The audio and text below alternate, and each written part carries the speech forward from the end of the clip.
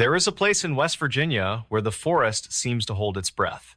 If you drive down the winding roads of Mason County, specifically near the banks of the Ohio River, you will eventually come across an area known to the locals as the TNT area. It is a stretch of land that was once used during World War II to manufacture explosives, a dense woodland dotted with concrete bunkers that look like igloos buried in the earth. These bunkers are dark, damp, and empty, or at least they are supposed to be empty. But in the late autumn of 1966, something decided to take up residence in those woods. It was not an animal, and it was certainly not a human being.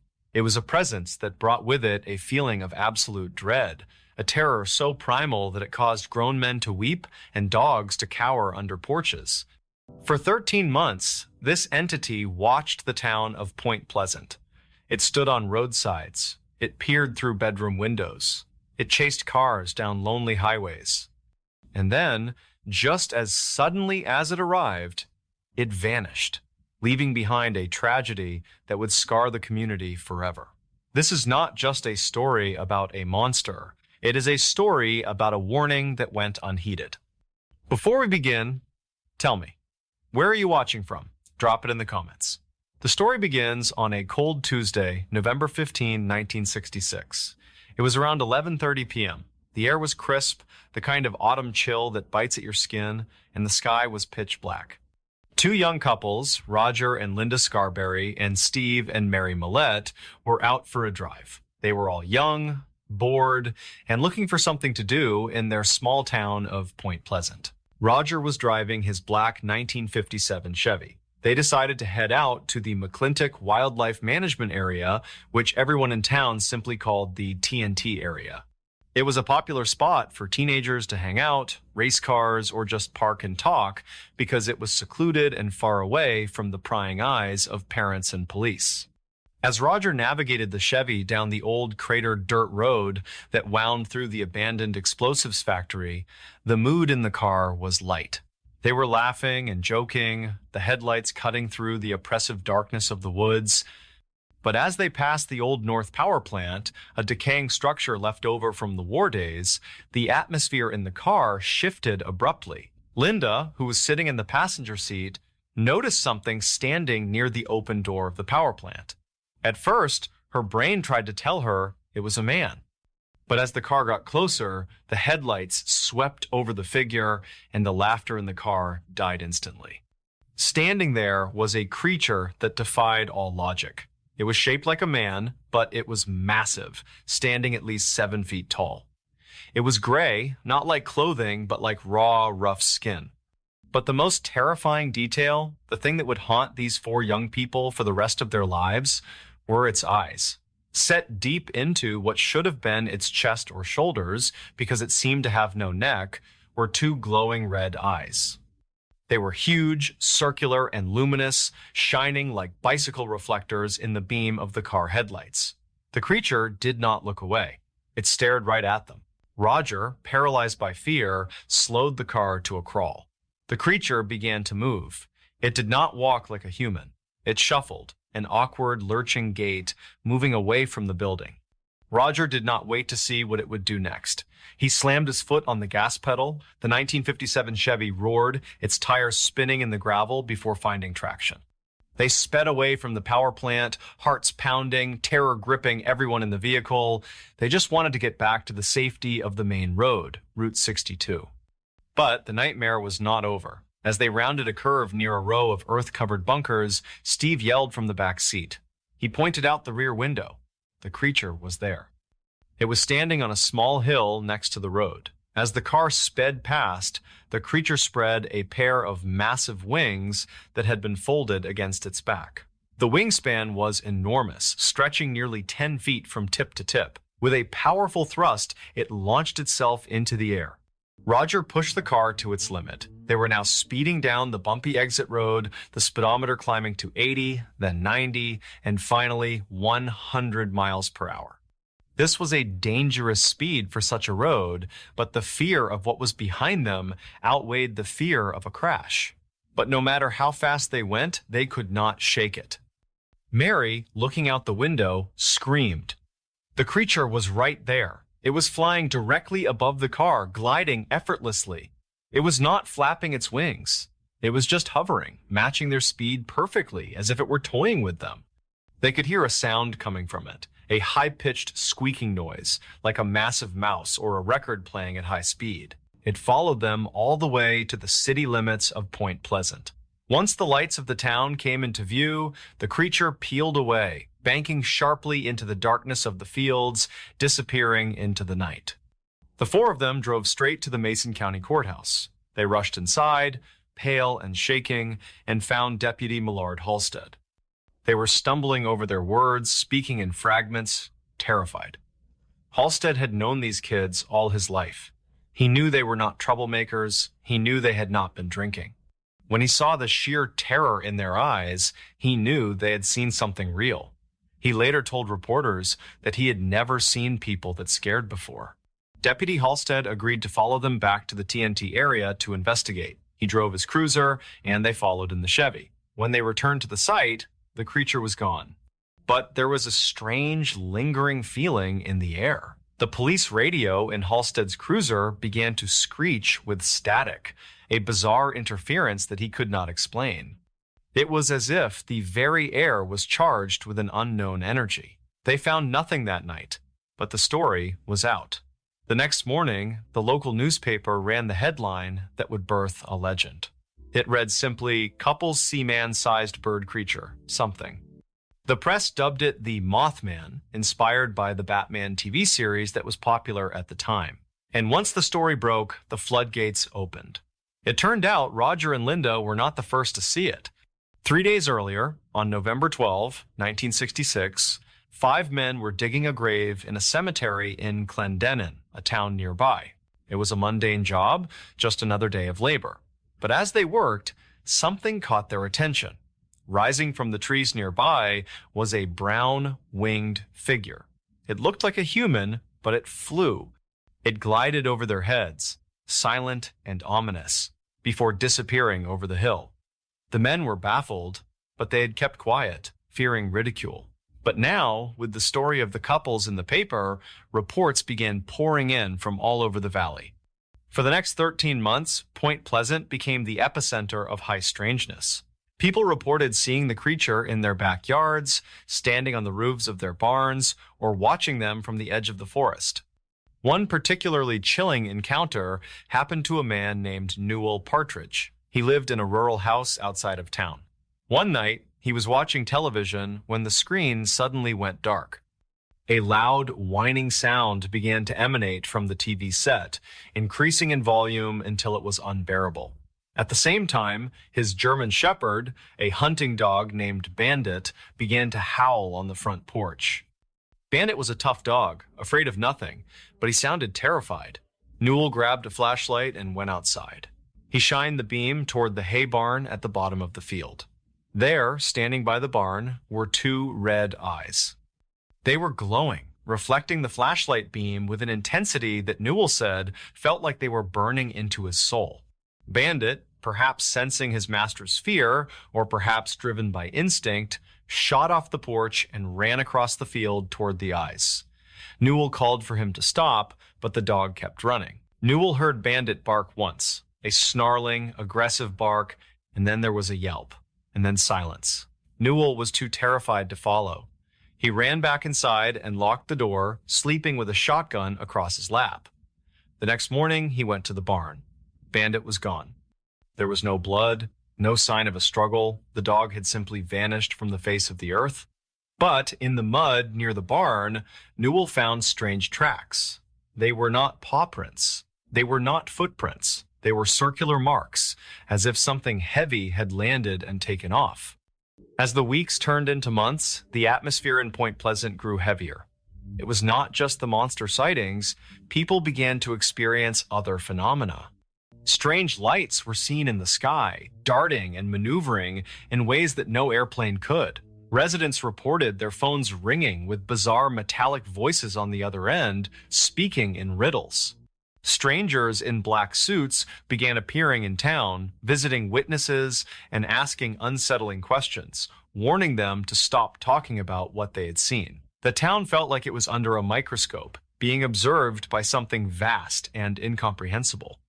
A local journalist named Mary Heyer began collecting these stories.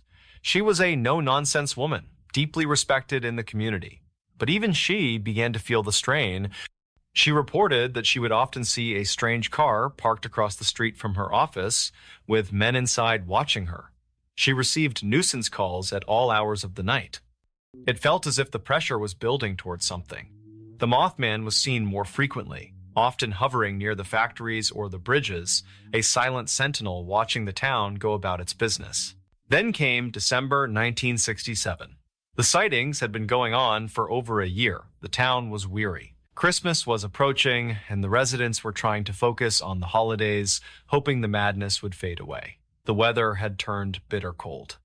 On December 15, 1967, the sun set early, casting long shadows over the Ohio River. It was a Friday, and the roads were packed with commuters returning home from work and families heading out for last-minute Christmas shopping. The primary way to cross the river between Point Pleasant, West Virginia, and Gallipolis, Ohio, was the Silver Bridge. The Silver Bridge was an architectural marvel when it was built in 1928. It was an I-bar chain suspension bridge painted with aluminum paint that gave it its name. But by 1967, it was old. It was designed for the Model T Ford, not for the heavy semi-trucks and bumper-to-bumper traffic of the modern era. Around 5 o'clock p.m., the traffic on the bridge was at a standstill. The stoplight on the Ohio side had malfunctioned or was just backed up, causing a long line of cars to sit idling on the center span of the bridge. It was getting dark. Snow flurries were beginning to dance in the air. Inside the cars, people listened to the radio, chatted with their passengers, and thought about dinner.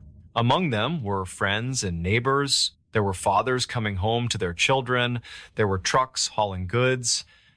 It was a slice of everyday American life suspended over the dark, freezing waters of the Ohio River. Suddenly, a loud crack echoed through the valley. It sounded like a gunshot, sharp and violent. A witness on the bank later said he saw the bridge shake like a dog shaking water off its fur. In an instant, the structural integrity of the bridge failed. One of the suspension chains had snapped due to a microscopic stress fracture that had been growing for years. Without that chain, the bridge could not hold its own weight. In terrible, slow motion, the Silver Bridge began to fold. It twisted violently to one side. The steel towers groaned and buckled.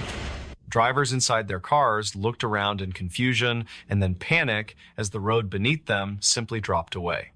There was no time to react, no time to say goodbye. Cars, trucks, and concrete plummeted 80 feet down into the icy black water below. Some vehicles smashed into the shallow banks, crushed by falling debris.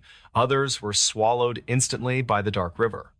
The sound of twisting metal and screaming was deafening, followed by the terrifying splashes of heavy objects hitting the water. And then, a haunting silence fell over the river, broken only by the cries of survivors clinging to the wreckage in the freezing water. The emergency services responded instantly. Sirens wailed through the valley. Boats were launched, but the water was murky and near freezing. Rescue efforts were incredibly difficult. It became clear very quickly that this was not a rescue mission, but a recovery one.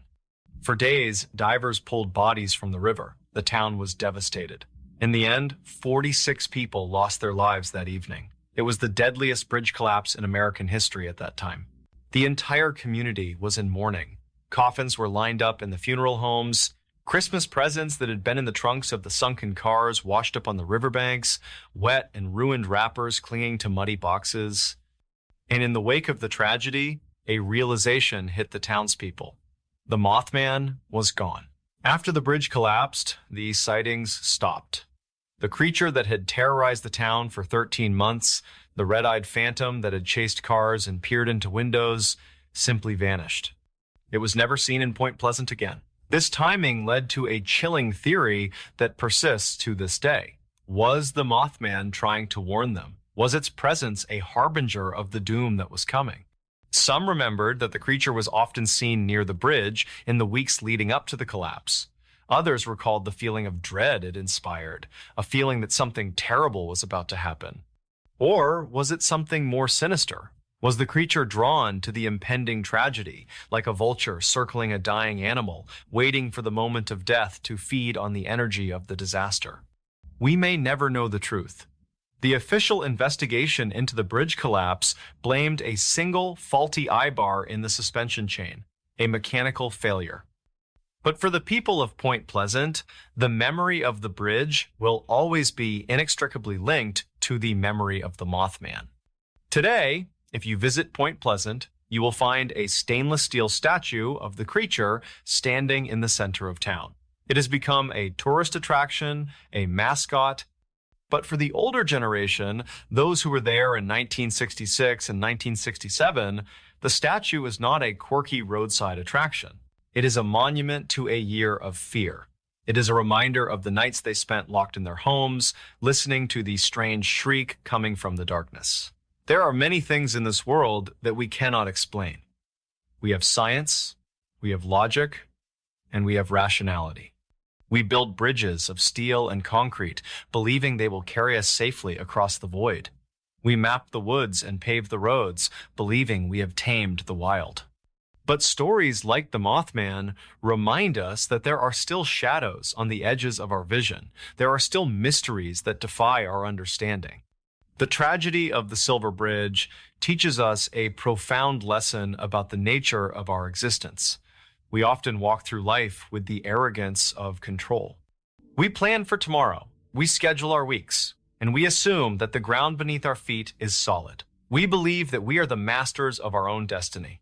But the truth is far more humbling.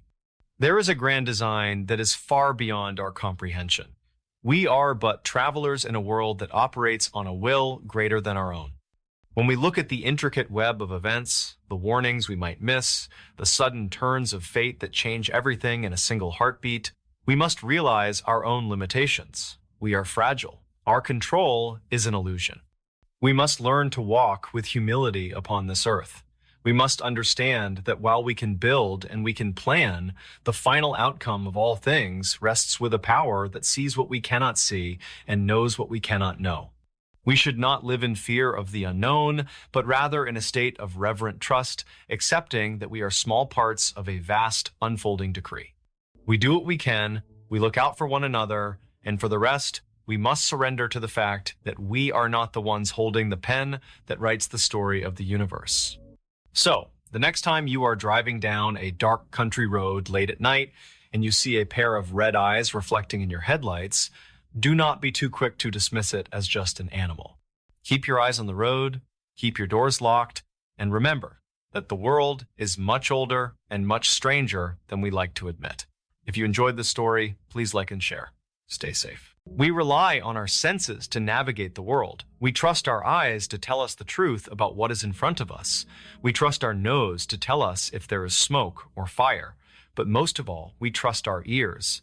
The human voice is the most distinct sound in our lives. A mother knows the cry of her infant instantly. A husband knows the whisper of his wife, even in a crowded room. This biological connection to the voice of those we love is a survival mechanism. It is hardwired into our DNA to respond when we hear our loved ones in distress. But there are things in the deep wilderness that know this too. There are predators that do not hunt with claws or teeth, but with deception. They know that the easiest way to get a human to open a locked door is not to break it down, but to make them believe that someone they love is dying on the other side. This is a story about a man who had to make a choice between what his ears were hearing and what his gut was screaming. A choice that would determine if he lived or died. Before we begin, tell me, where are you watching from? Drop it in the comments. It's always fascinating to see where these stories are heard. All right, if you are a fan of the strange, dark, and mysterious, you have certainly come to the right place. The events of this story took place in late October of the year 2019. It focuses on a couple named David and Elena. They were young professionals living in the high-stress environment of Seattle, Washington. David was a 32-year-old software engineer who spent 12 hours a day staring at lines of code. Elena was a marketing executive who lived her life attached to her phone, constantly managing crises for clients. They were successful, but they were burning out. The noise of the city, the traffic, the constant digital demands had ground their nerves down to a fine powder. When their 5th wedding anniversary approached, David decided to plan a surprise that was the exact opposite of their daily lives. He wanted silence. He wanted isolation. He spent weeks scouring online listings for the most remote property he could find within driving distance. He found a listing for a cabin located deep in the Cascade Mountains near the Alpine Lakes Wilderness. The listing was titled simply, "The Outpost." It boasted 0 cell service, no Wi-Fi, and absolute solitude. It was located 10 miles down a private logging road that was barely maintained. It was perfect. They departed Seattle on a Friday afternoon, leaving the gray concrete skyline behind. As they drove east on Highway 2, the scenery began to change. The suburban sprawl gave way to rolling foothills and then to the jagged, imposing peaks of the Cascades. The autumn leaves were turning gold and red, painting the mountains in vibrant colors that seemed almost violent against the gray sky. By the time they reached the turnoff for the logging road, the sun was already dipping below the horizon. The road was rough. It was a narrow track of gravel and dirt filled with potholes that shook their SUV violently. They drove for 45 minutes, crawling at 10 miles per hour deeper and deeper into the forest. The trees here were ancient. They were massive Douglas firs and hemlocks that towered 200 feet into the air, blocking out the remaining light. It felt like they were entering a different world, a world that had not changed for thousands of years. When they finally arrived at the cabin, it was completely dark. The headlights of the car illuminated a simple A-frame structure with a steep metal roof and a large wooden deck. It sat in a small clearing surrounded on all sides by a wall of dense black forest. They unpacked their car by the light of their headlamps. The air was biting cold and smelled of pine needles and damp earth. As David carried the last bag onto the porch, he stopped. He felt a sudden heaviness in the air. It was the silence. In the city, there is always a hum of traffic or electricity. Here, the silence was absolute. It felt like the woods were holding their breath, waiting to see what these intruders would do. He shook off the feeling and went inside. The cabin was rustic but comfortable. It had a large stone fireplace, a small kitchen powered by propane, and a sleeping loft accessible by a steep wooden ladder. There was no electricity, only propane lamps that cast a warm, flickering yellow light. The first night passed without incident. They cooked steaks over the fire pit outside, laughing and drinking wine. They felt the stress of the city melting away.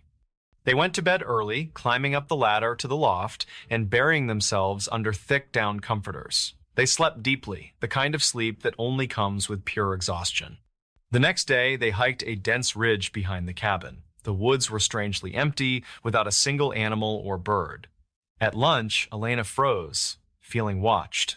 David laughed it off, but he felt the prickling sensation of eyes tracking them too. They hurried back as a storm broke. Inside, the warm stove couldn't dispel the tension. They kept glancing at the black windows, which acted like mirrors hiding the darkness outside. They climbed to the loft and fell asleep to the howling wind. Then, David woke up suddenly. He was instantly wide awake, his heart hammering in his chest. He lay perfectly still, straining his ears. The rain had stopped, the wind had died down, the cabin was dead silent. He looked at the glowing hands of his watch. It was 3:14 a.m. He didn't know what had woken him. He thought maybe he had heard a noise downstairs. A footstep, a creak. He rolled over to check on Elena. It was too dark to see her clearly, but he could feel her warmth next to him. He could hear the soft, rhythmic sound of her breathing. She was fast asleep, facing the wall. David exhaled, slowly trying to calm his nerves. He told himself it was just the house settling. Old wood expands and contracts. He closed his eyes to go back to sleep, and then he heard it. "David?" The voice was soft, tentative, and it came from outside the cabin. David's eyes snapped open. He stopped breathing. The voice was unmistakably Elena's. He lay there, frozen his mind, trying to process the impossible geometry of the situation. Elena was sleeping 6 inches away from him. He could hear her breath. He could feel her body heat. So who was calling him from outside? David! Please! Open the door. The voice was louder now. It was coming from the front porch directly below the loft window. It sounded terrified. David sat up in bed slowly. He reached out and placed his hand on Elena's shoulder. She was solid, real. She shifted in her sleep, letting out a small sigh. From outside, the voice screamed, "David, help me! The bear! It has me! Oh God, David, help!" The scream was blood-curdling. It was the sound of raw, primal terror. It was the sound of his wife dying. Adrenaline flooded David's veins like ice water. He didn't think. He reacted. He threw the covers off and scrambled to the ladder. His instinct to protect his wife was overriding every logical thought in his brain. He could see the image in his mind. Elena, outside bleeding, being torn apart by a predator. He slid down the ladder, nearly falling in his haste. He grabbed the heavy Maglite flashlight from the kitchen counter and a large hunting knife he had left on the table. He ran to the heavy wooden front door. His hand grasped the cold metal of the deadbolt. "David, hurry! It hurts! Please!" The voice was right on the other side of the wood. It was so close he could hear the wet, sobbing intake of breath between the words. He could hear the scratching of fingernails against the doorframe. David started to turn the lock, but then he stopped. A cold realization hit him like a physical blow. He had just touched Elena upstairs. He had felt her warm skin. He froze his hand, shaking on the lock. He stared at the wood grain, illuminated by the faint moonlight coming through the window. If he opened this door, what was going to come in? He leaned closer to the door, pressing his ear against the wood. "Elena?" he whispered. His voice was trembling. The crying outside stopped instantly. There was a silence that lasted for 5 heartbeats. A silence so heavy it felt like the air had been sucked out of the room. Then the voice spoke again. But the panic was gone. The pain was gone. The terror was gone. "Yes, David, it is Elena. Open the door." The voice was flat, monotone. It sounded like Elena, but stripped of all humanity. It sounded like a machine trying to replicate human speech. It was the auditory equivalent of a corpse smiling. David backed away from the door, his breath catching in his throat. He raised the knife, pointing it at the door. "You are not Elena," he said loud enough to be heard. There was a low sound from outside, a sound that made David's blood turn to ice. It was a giggle, a soft, girlish giggle that escalated into a low, throaty chuckle. "I am Elena," came the voice again. "I know everything Elena knows. I know about the anniversary. I know about the baby names you picked out. Open the door, David. I am cold." David stumbled backward, knocking into a chair. The thing knew things, personal things, things they had only whispered to each other in the privacy of their apartment. How long had it been listening? Had it been listening from the woods while they hiked? Had it been listening at the window while they slept? He turned and scrambled back up the ladder, moving as fast and quiet as he could. He crawled across the loft floor and shook Elena hard. "Elena, wake up!" Elena groaned and rolled over, rubbing her eyes. "David, what is wrong? Why are you holding a knife?" David clamped his hand over her mouth. His eyes were wide and wild in the darkness. "Shh. Listen." Elena looked at him, confused and frightened. She pushed his hand away. "David, you are scaring me. What is going on?" Just then, the voice drifted up through the floorboards. "Elena, are you awake? Tell David to be a good husband. Tell him to let me in." Elena froze. Her face went pale in the moonlight. She heard her own voice coming from outside. It wasn't an echo. It was a conversation. She scrambled backward, pressing herself against the headboard, pulling her knees to her chest. Is that me?" David nodded, gripping the knife. "Do not answer it. Whatever you do not speak to it." For the next 4 hours, David and Elena sat huddled in the corner of the loft, trapped in a nightmare. The creature did not try to break the door down. It didn't smash the windows. It seemed to understand the rules of a home. It needed an invitation. Or perhaps the hunt was the point. It circled the cabin. They could hear its footsteps on the gravel. They were heavy, rhythmic footsteps. Not the steps of a ghost, but the steps of something with mass. Something big. It moved from window to window. At one point, it stopped directly under the small triangular window in the loft. "David, look at me," came the voice. I am so pretty.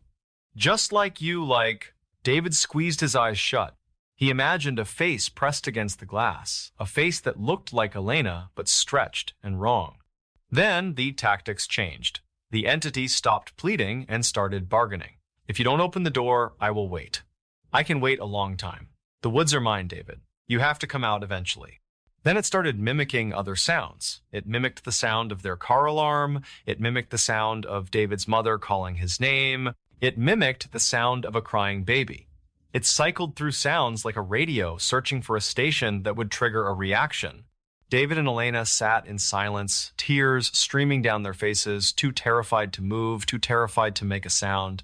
They knew that if they acknowledged it, if they engaged with it again, it might find a way in. Around 5:30 a.m., the sky began to lighten. The gray dawn filtered through the trees. The voice stopped abruptly. There was no sound of it walking away. 1 second it was whispering threats at the back door, and the next second there was nothing but the morning breeze. They waited. They waited until the sun was fully up, until the golden light hit the floorboards of the cabin. David went downstairs first, his legs shaking so badly he almost fell. He went to the window and looked out. The clearing was empty.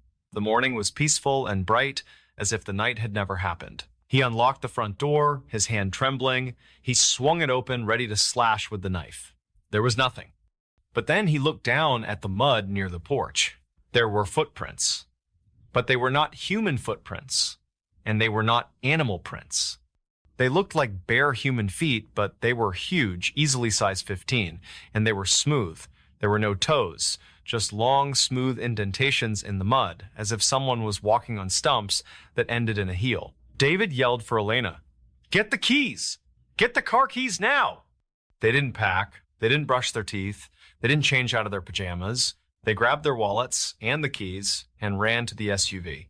As David fumbled with the keys to unlock the car door, Elena looked back at the forest edge. For a split second, she saw something standing behind a massive fern. It was pale, it was tall, and it was wearing her face. She screamed, "David, get in!" They peeled out of the clearing tires, spinning in the mud. They drove down the logging road at dangerous speeds, risking a crash around every blind corner. David didn't look in the rearview mirror. He stared straight ahead, his knuckles white on the steering wheel. They didn't speak until they hit the paved highway 20 miles away. They pulled into a gas station in the first town they found. They sat in the car, shivering, the heater blasting. David went to the payphone and called the owner of the cabin. The owner answered in a cheerful voice. "Hello? How is the stay going?" "We are leaving," said David. His voice was hoarse. "We are leaving now. We are not coming back." The owner's tone changed instantly. He didn't ask why. He didn't ask for a refund. He asked only one question. "Did you hear it?" David paused, gripping the phone. You know? You know about it?" There was a long sigh on the other end. "The mountains are old, son.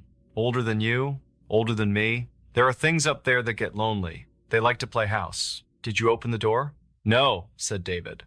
"Good," said the owner. "If you had opened the door, I wouldn't be talking to you right now." David hung up. They drove back to Seattle in silence. They moved out of their apartment a month later, moving to a busy, noisy street in downtown where the sirens never stop and the neighbors are always loud.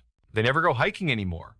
They never go camping. But sometimes, late at night when the city is quiet, David wakes up.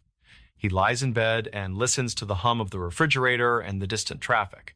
And sometimes, just on the edge of hearing, he thinks he hears a voice calling his name. A voice that sounds exactly like his wife asking him to open the door. And he wonders if it ever truly stopped following them. This story forces us to confront a terrifying reality about the limits of our perception. We live our lives assuming that if we see something or hear something, it must be real. We trust the voice of a loved one implicitly. But there are forces in this world that understand that trust is a weakness. They know that love is the ultimate key to unlock any door. The entity in the woods did not use brute force. It used psychological warfare. It used David's love for his wife against him. It knew that the only way to get to him was to make him believe he was saving her. It was a predator that wore the skin of intimacy. This teaches us a profound lesson about spiritual vigilance and the deception of the material world. We are taught that there are beings that exist in the unseen realms, beings that can whisper into the hearts of men and mimic the truth. These forces thrive on our confusion and our fear. They seek to blur the line between reality and illusion to lure us out of our sanctuary. The moral here is one of discernment. Just because a voice sounds familiar, just because an opportunity looks inviting, does not mean it is safe. We must learn to listen to the deeper instinct, the quiet warning of the soul that often speaks louder than our physical senses. When the world around us presents a reality that conflicts with that inner knowing, we must have the courage to hesitate. We must understand that not every door is meant to be opened, and not every call is meant to be answered. True safety comes from recognizing that we are not the masters of every domain, and that there are boundaries we must respect. Sometimes the greatest act of protection is to simply keep the door locked and wait for the light. If you are a fan of the strange, dark, and mysterious delivered in story format, then you have come to the right place. We upload videos just like this, 3, 4, even 5 times a week. So if that sounds like something you would be interested in, please invite the like button to a peaceful yoga retreat in the mountains, but while they are meditating, replace their calming incense with a stick of dynamite and wait for the boom. And don't forget to subscribe. Until next time, stay safe and trust your gut, not your ears. We often think of the cold as a nuisance. It is something we complain about when we have to scrape ice off our windshields or when we forget our gloves on a morning commute. We treat it as a temporary discomfort that can be solved with a thermostat or a heavy coat. But biologically speaking, the cold is a predator. It does not hunt with teeth or claws. It hunts with time. It slowly shuts down the machinery of the human body, one system at a time. It convinces the mind to go to sleep while it steals the heat from the blood. Science tells us that once a human body freezes solid, the cells rupture like soda cans in a freezer and life is extinguished. There is no coming back from being a block of ice. That is a medical fact. But every once in a while, the universe presents us with an event that defies every textbook and every law of biology. This is the story of a girl who did not just survive the cold, but became the cold and somehow lived to tell the tale. Before we begin, tell me, where are you watching from? Drop it in the comments. It's always fascinating to see where these stories are heard. The events of this story took place in the rural town of Lyngby, Minnesota. It was late December of the year 1980. If you have never been to Minnesota in the winter, it is difficult to describe just how aggressive the weather can be. It is not just snowy. It is violently cold. The wind sweeps across the flat plains with nothing to stop it dropping temperatures to levels that can freeze exposed skin in minutes. For the residents of Lyngby, this was just life. They were tough people. They knew to keep blankets in their trunks, and they knew never to underestimate the weather. Jean Hilliard was 19 years old at the time. She was a vibrant young woman with a bright future ahead of her. She was known for her infectious laugh and her resilience. On the night of December 20th, 1980, Jean had driven into town to meet some friends. They spent the evening at the American Legion hanging out and talking. It was a good night, the kind of night where you forget about the weather outside because the company is warm. Around midnight, Jean decided it was time to head home. She said her goodbyes and walked out into the biting air. She climbed into her father's car, a 1967 Ford LTD.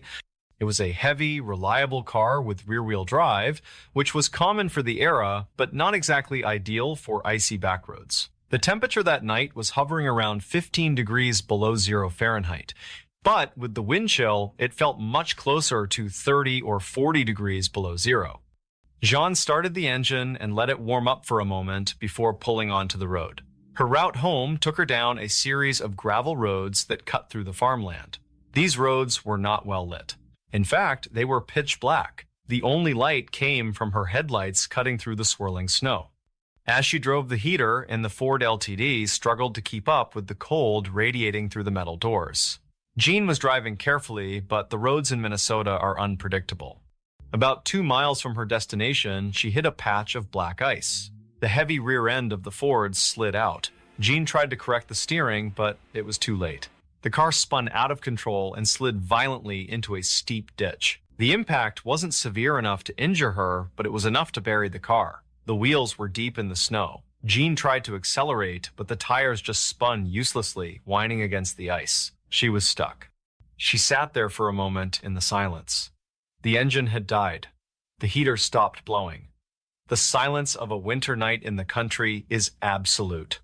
There were no other cars, no streetlights, just the wind howling against the glass. Jean knew she was in trouble. This was before the era of cell phones.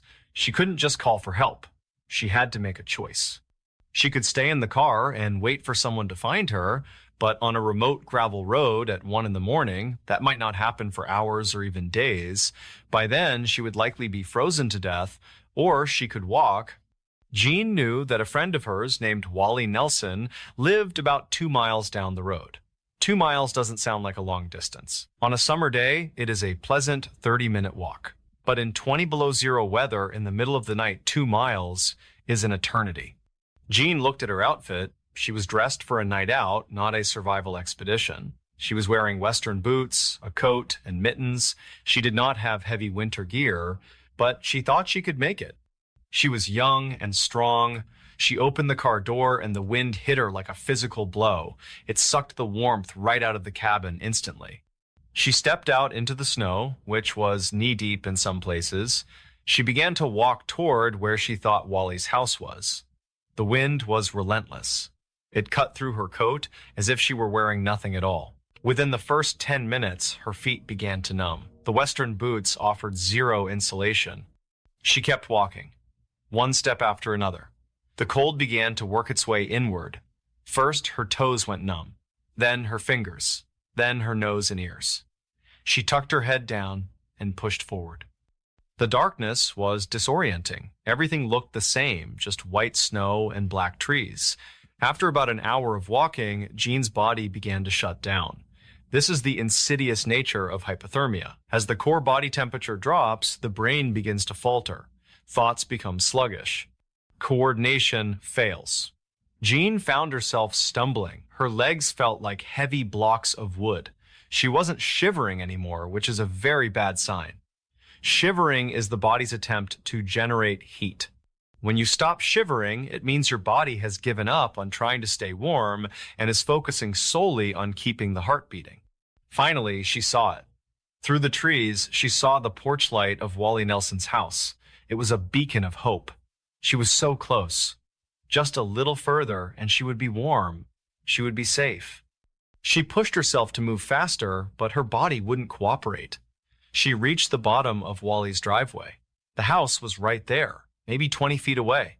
She could see the door. She could imagine the warmth inside. But then her body simply stopped. Her muscles had run out of energy. The cold had seized her joints. Jean collapsed face forward into the snow. She tried to get up. She told her legs to move, but they were gone. She dragged herself a few inches, but that was it. She lay there in the snow, just yards from the front door. Her eyes were open. She watched the porch light. She felt a strange sense of peace wash over her. The pain of the cold faded away. She felt warm. She felt tired. She closed her eyes and the darkness took her. The time was approximately 1 a.m. on the morning of December 21st. For the next 6 hours, Jean Hilliard lay in the snow. The temperature continued to drop. The wind howled over her motionless form. Her body became a part of the landscape. The heat left her completely. Her heart slowed down until it was beating only a few times a minute. And then, for all intents and purposes, she froze. At 7 a.m. the next morning, Wally Nelson woke up. He got out of bed and looked out the window to check the weather. He saw something in his yard. It looked like a bundle of clothes or a mannequin that someone had tossed there as a prank. He put on his boots and coat and walked out to investigate. As he got closer, he realized with horror what it was.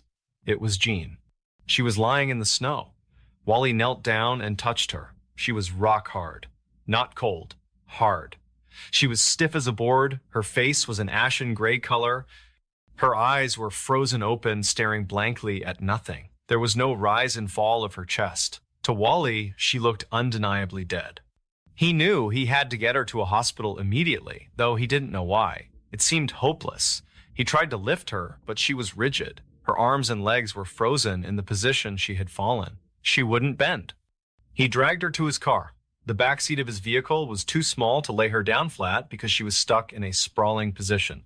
He had to maneuver her diagonally into the back seat like he was loading a piece of plywood. Her frozen boots clunked against the doorframe. He drove as fast as he could to the Foston Municipal Hospital, which was about 10 minutes away. When he arrived, he ran inside and yelled for help. The medical staff rushed out. They saw Jean in the back seat. They were stunned. They carried her into the emergency room. When they laid her on the gurney, it made a hollow thud sound like placing a log on a table. She did not relax onto the bed. Her body bridged across it, stiff and unyielding.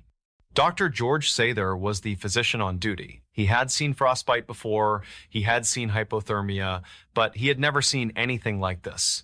Jean was essentially a statue made of meat and bone. Her skin was so cold that when the nurses touched her, their hands burned.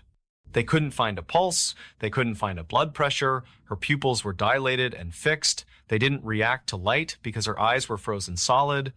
Dr. Sather ordered the nurses to start an IV line. They needed to get warm fluids into her system. A nurse swabbed Jean's arm with alcohol and tried to insert the needle. The needle curled against her skin. It wouldn't penetrate. Her skin was too hard. They tried again with a stronger needle. It snapped. They simply could not puncture her skin to get a line in. They tried to take her temperature using a standard thermometer. The thermometer didn't register anything. It bottomed out. They didn't have a thermometer that went low enough to read her body temperature. Dr. Sather estimated her core temperature was likely somewhere around 80 degrees or lower, but her extremities were solid ice. The medical team was at a loss. In medical terms, you are not dead until you are warm and dead. This means they had to try to warm her up before declaring her deceased. But looking at her, no one had any hope. Her cells should have crystallized. Her brain should have been destroyed by the lack of oxygen and the freezing temperatures. They wrapped her in an electric heating blanket. That was all they could do. They couldn't do CPR because her chest was too frozen to compress. If they pushed too hard, they would break her ribs. They just had to wait and let the heat do its work. Word spread through the small town quickly. Jean's mother arrived at the hospital. She was devastated. She stood by the bed, holding Jean's frozen hand, praying. The local pastor arrived and started a prayer chain. People all over Lengby stopped what they were doing to pray for the frozen girl.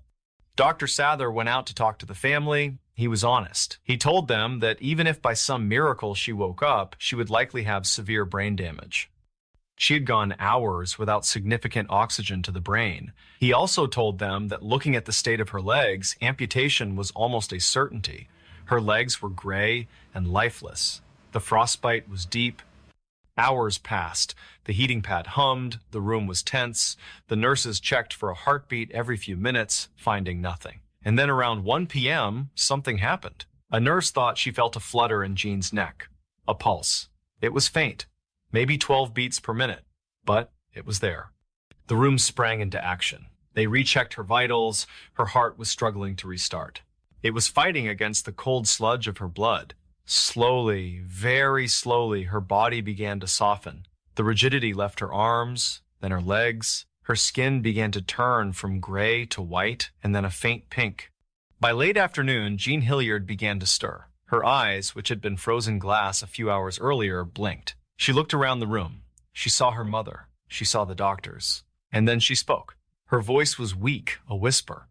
She asked for a glass of water. The doctors were floored. This shouldn't be happening. A brain that has been frozen that long does not just turn back on like a light switch. There should be swelling. There should be cognitive deficits. But Jean seemed fine. She was confused about where she was, but she knew who she was. She knew her mother. Over the next few days, the medical staff monitored her closely, waiting for the other shoe to drop. They waited for the gangrene to set in on her legs. They waited for the neurological problems to surface. But they never did. Her legs, which Dr. Sather was sure would need to be amputated, healed completely. The skin blistered and peeled like a bad sunburn, but the tissue underneath was healthy. Her toes, which had been black, regained their color. Within 49 days, Jean Hilliard walked out of the hospital. She walked out on her own 2 feet. She had no brain damage, no amputations, no lasting physical effects other than a sensitivity to the cold. The medical community was baffled. There was no scientific explanation for how her cells survived the freezing process without rupturing. There was no explanation for how her brain survived the lack of oxygen. Some doctors theorized that the alcohol in her system from the night out might have acted as an antifreeze, but the levels weren't high enough to explain it. Others suggested her metabolism slowed down so drastically that she entered a state similar to hibernation. But to the people of Lengby and to Jean herself, there was no need for a scientific explanation. They knew what it was. It was something beyond science. Jean went on to live a normal life. She got married. She had children. She lived the life that the cold had tried to steal from her. The story of the frozen girl became a local legend and then a national phenomenon, appearing in newspapers and television shows. Dr. Sather, who treated her, said in interviews years later that he still could not explain it. He said he saw a dead person that morning, and by dinner time she was talking to him. This story forces us to confront the limitations of our understanding. We live in a world where we rely on facts and figures. We trust that water freezes at 32 degrees and that hearts stop when they get too cold. We believe we have mapped out the boundaries of life and death. But stories like Jean Hilliard's remind us that there are variables we cannot calculate. The moral here is one of humility and trust in a timeline that is not of our own making. There is a concept that tells us that every soul has a written decree, a time appointed for its arrival, and a time appointed for its departure. We often think we are the masters of our fate, that our survival depends solely on our gear or our preparation or our physical strength. And while we must tie our camel, meaning we must take every precaution and use the intellect we were given, we must also recognize that the final outcome is not in our hands. If it is not your time to go, then even the brutal freezing winds of a Minnesota winter cannot extinguish your light. The laws of nature themselves will bend to preserve you. But if it is your time, then no amount of safety can keep you here. This perspective does not teach us to be reckless. It teaches us to be peaceful. It teaches us that our lives are guarded by a power far greater than biology. Jean Hilliard lay in the snow for 6 hours, unprotected and vulnerable, yet she was protected by a decree that said her story was not over. We should walk through our lives with that same understanding, doing our best, but trusting that the beginning and the end are written by the best of writers. If you are a fan of the strange, dark, and mysterious delivered in story format, then you have come to the right place. We upload videos just like this 3, 4, even 5 times a week. So if that sounds like something you would be interested in, please invite the like button to a polar bear plunge, but forget to tell them where the ladder is to get back out. And don't forget to subscribe. Until next time, stay warm and keep your gas tank full. On a cold February night in 1978, 5 best friends, all young men with mild disabilities, drove into the mountains to watch a college basketball game. They were seen after the game, happy and full of life, buying snacks for the ride home, but they never made it home. They took a bizarre and inexplicable turn, driving their perfectly good car deep into a remote, snow-covered mountain road, where they abandoned it and vanished into the freezing wilderness. For months, there was no sign of them.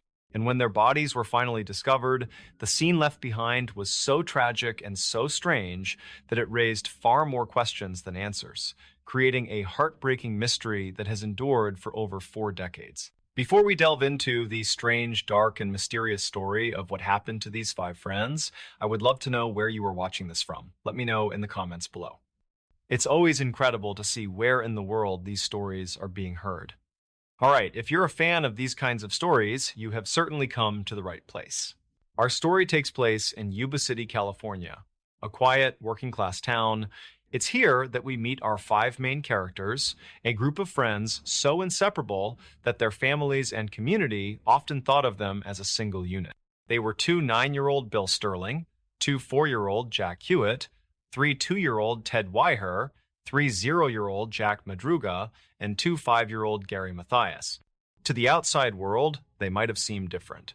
All of the men, with the exception of Gary, had mild intellectual disabilities.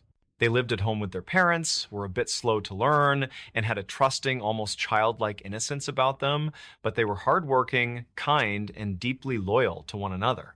Their lives revolved around 2 things: their families and basketball. They were fanatics of the sport. They had their own amateur team, the Gateway Gators, and they practiced constantly. The high point of their week was getting to go to a professional or college game. The upcoming Saturday, they were scheduled to play in a Special Olympics tournament, and a victory would mean a free week-long trip to Los Angeles. They were beyond excited. Each of the men had his own distinct personality. Ted Weiher was tall and gentle, a big man with a soft heart who worked as a janitor. Bill Sterling was deeply religious and perhaps the most high-functioning of the group, often taking a leadership role. Jack Hewitt was Bill's closest friend, quiet and happy to follow along. Jack Madruga was the only one with a driver's license, and he was the proud owner of a turquoise and white 1969 Mercury Montego. That car was his pride and joy. He kept it in pristine condition and was very protective of it. And then there was Gary Mathias. Gary was, in many ways, the outlier of the group. He didn't have an intellectual disability, but he did suffer from a serious mental illness, paranoid schizophrenia. He had developed it while serving in the military in Germany. At times, his illness could make him detached from reality. However, by 1978, he was on a steady regimen of medication under the care of doctors and was holding down a job working for his stepfather. He was doing so well, in fact, that his doctors considered him a success story. He had integrated into the group of friends, and they had accepted him completely. His friendship with them was a huge part of his stable, happy life. On Friday, February 24th, 1978, the friends were ecstatic. They were all piling into Jack Madruga's Mercury Montego to drive about 50 miles south to the city of Chico to watch the UC Davis basketball team play against Chico State. This was a big game, and the last one before their own big tournament the next day. They told their parents they'd be home late after the game. It was a perfectly normal plan for a perfectly normal Friday night. The men watched the game, which ended at around 10 p.m. After it let out, they made a stop that would be their last known point of contact with the world. They pulled into a small convenience store called Bears Market in downtown Chico. The clerk working that night, Joseph Shawns, remembered them well.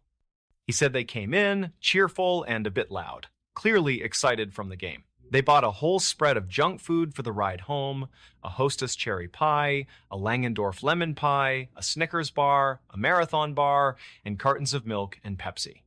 They paid for their snacks, piled back into the Mercury Montego, and drove off into the night. The drive from Chico back to Yuba City should have been a straight shot south down Highway 99, a simple 50-mile trip on a main road. But somewhere along the way, the friends made a decision that no one has ever been able to explain. Instead of heading south towards home, they turned east, heading up into the Plumas National Forest, into the foothills of the Sierra Nevada mountains. They drove for miles, climbing higher and higher into the wilderness on a winding, remote road called the Oroville-Quincy Road. This road was not a shortcut. It was not a scenic route. In the winter, it was a dangerous, often impassable dirt and gravel road that was frequently closed. Jack Madruga, who had been on camping trips in the area with his family, would have known this.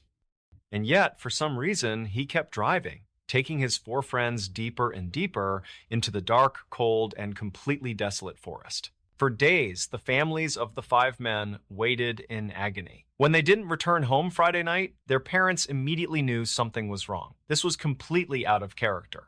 They called the police, and a search was initiated, but there was no sign of the men or the car. It was as if they had driven off the face of the earth. Then, on Tuesday, February 28th, a forest ranger driving up the treacherous Oroville-Quincy Road on his snowmobile made a discovery. There, stuck in a snowbank at an elevation of 4,500 feet, miles from any civilization, was Jack Madruga's 1969 Mercury Montego. The discovery of the car should have been a breakthrough, but the scene was so baffling that it only created more questions. First, the car was unlocked, and the window was rolled down. This was a huge red flag. Jack Madruga was meticulous about his car. His family said he would never, ever leave it unlocked, let alone with a window down in the middle of nowhere. Inside the car were the empty wrappers and cartons from the food they had bought at Bears Market, meaning they had made it this far and had been eating their snacks. But the men were gone. The most confusing part was the state of the car itself. It was stuck in the snow, but not badly. Police investigators confirmed that 5 healthy young men, like the Yuba County Five, could have easily pushed it out in a matter of minutes. Furthermore, the car was in perfect working order. There was no mechanical failure. It had over a quarter tank of gasoline left, more than enough to drive back down the mountain or to keep the heater running for warmth. And yet, the men had chosen to abandon this perfectly good source of shelter and transportation and walk off into a snowstorm. The keys were missing. It made no sense. A massive search of the surrounding forest was launched, but it was immediately hampered by a severe snowstorm that swept through the mountains, dumping several feet of fresh powder and erasing any tracks the men might have left. For months, the search continued, but nothing was found. It was a complete and total mystery. Then, 4 months later, in early June of 1978, the snow began to melt, and the mountain began to give up its secrets. A group of motorcyclists exploring the now-cleared Oroville-Quincy Road decided to check out an abandoned Forest Service trailer, a type of small cabin used by park workers. The trailer was located a staggering 19.4 miles away from where the Mercury Montego had been found.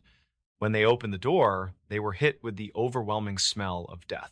Inside, they found the body of Ted Wire. The scene inside the trailer was just as bizarre as the scene at the car. Ted's body was lying on a bed, and he was carefully wrapped in 8 sheets, almost like a mummy. It was as if his friends had tried desperately to keep him warm as he was dying.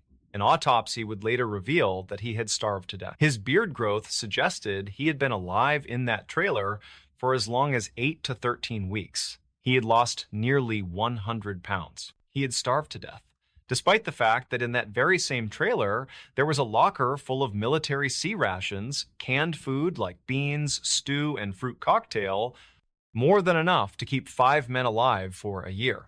The food was untouched. An Army-style P-38 can opener was found on a table, meaning they had the tool to open the cans, but for some reason, they never did. It was as if they were afraid to take something that didn't belong to them, a heartbreaking testament to their trusting and rule-following nature. Or perhaps something else was going on. The discovery of Ted Wire's body spurred a new, more targeted search of the area between the trailer and the car. A few days later, searchers found the remains of Bill Sterling and Jack Madruga. Their bodies were scattered on opposite sides of the road, appearing to have been picked apart by animals.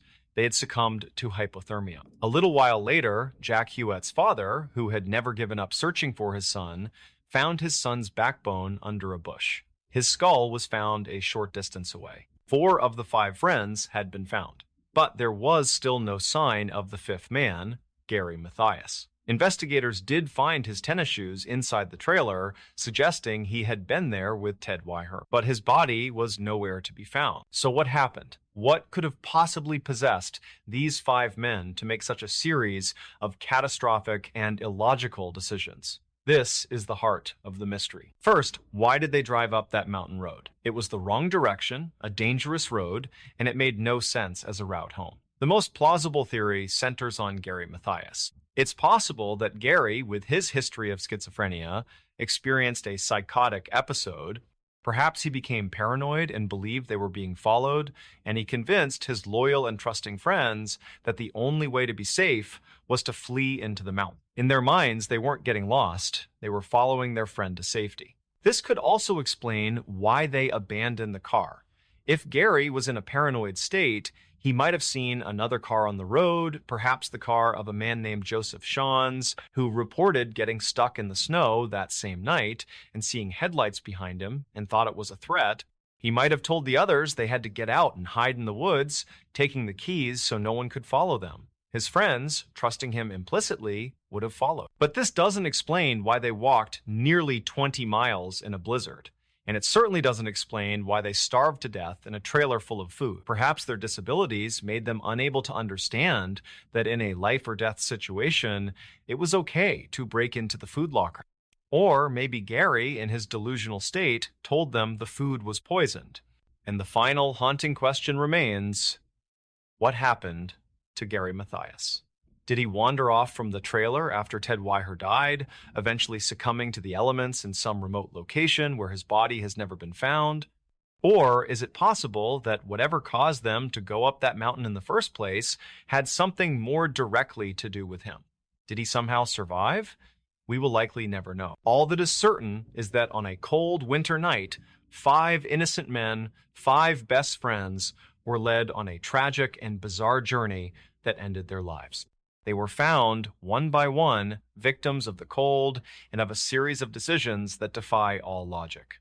It is a story with no villains and no clear answers, only the heartbreaking mystery of the Yuba County Five. One night in the summer of 1921, a young man named Carl Logies walked across the farm that he had recently purchased in rural Ohio. He was on his way to check on his horses and his cattle one last time before he went to bed. He had a gun on his hip and a lantern in the other hand, and as he walked across the farm, he sort of looked out at the farmhouse and the barn up ahead and the water well and all this land, and he couldn't help but feel really proud of what he had. I mean, this was all his. So Carl had always dreamed of having this, of having his own farm. And he'd been able to get this one for a really low price because apparently the people who owned it before him had been very eager to get rid of it. And he had seen it as a great opportunity. Now, Carl didn't really know why they wanted to move it so badly, but he didn't care. It just meant he got a great deal. And so Carl continued walking over to the barn where his cattle and his horses were. And as he got closer, keep in mind it's dark out, it's late at night, he suddenly felt the hairs on the back of his neck stand up. And he had this unmistakable feeling that he was being watched. But Carl, he lives alone. It's just him and his animals. Like, there's no reason there would be anybody nearby to watch him. And so instinctively, Carl stops where he is and he whips around and he shines his lantern in all directions, just seeing if there's somebody there, but there's nobody. Granted, his field of vision is pretty limited. I mean, it's dark outside, his lantern's not that bright, but for the most part, he can tell that there's no one in the immediate vicinity. He's all alone. So then his thought is, well, is there a predator nearby? I mean, is there an animal watching me? But Carl, he's looking around and it's a peaceful, quiet night. And, the previous owners certainly hadn't mentioned any risk of predators in the area. And so Carl tells himself, he's just being paranoid. I mean, he's new to this property. He doesn't really know what it's like to be here. And so he tells himself, you're just overthinking it. Go to the barn, take care of your animals, and just go to bed. Everything is fine. And so Carl turns around and he walks over to the barn. He goes inside and he kind of busies himself getting the horses and the cattle ready for the night. And, he's in there for a few minutes. And for the most part, he's forgotten about that strange feeling he had when he came over, that feeling of being watched. But after he was wrapping up, he couldn't help but start to feel like he had that feeling again, that there was somebody watching him. And so he's looking out his barn door and he doesn't see anything, but it's dark out there and he's kind of looking around the inside of his barn. And again, he's telling himself that you're being paranoid, everything is fine. But admittedly, deep down, Carl was feeling pretty nervous about just this walk he was going to have to make through the darkness across his property back over to the farmhouse. But, he steeled his resolve. He grabbed his lantern and he checked his gun on his hip. And then he walked out the doors of his barn and began quickly making his way towards his house. And as he's walking, he's kind of scanning both sides, checking to make sure nobody's out here. And he's not seeing anyone. And right as he's about halfway to his house, something catches his eye on the far side of the property, something kind of off in the distance. And he stops and he aims his lantern in that direction, which doesn't really illuminate that much, but it illuminates enough to see that there's actually somebody standing on his property. And he's so alarmed by it, he just stands there holding his lantern, looking at this person, and it's like this white silhouette just standing there still, looking right over at Carl. They're sort of in the vicinity of his water well. And after being frozen for a second, Carl kind of snapped out of it and he said, hey, who are you? What are you doing here? And this figure doesn't move, doesn't react.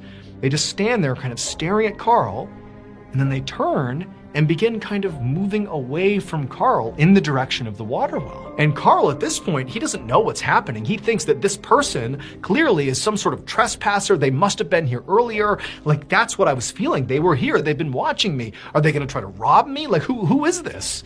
And so he draws his gun and he starts chasing after this person. And as he's running, his lantern's waving back and forth. And as he's running, he loses sight of this white figure. And by the time he actually gets to the water well, he realizes he's lost this person. They're just gone. At this point, Carl really didn't know what to make of this. He didn't know where this person went. Like, he has no idea if they've doubled back around and they're gonna try to go in his house at some point here. He does not understand what's happened or where they've gone. He doesn't know who they are. And so all he can think to do as he's standing there by the well, out of breath, from running there, is just to yell out that, he's got a gun and he's not afraid to use it and don't you dare come back here. But despite yelling out these sort of open-ended threats into the darkness, there's no response.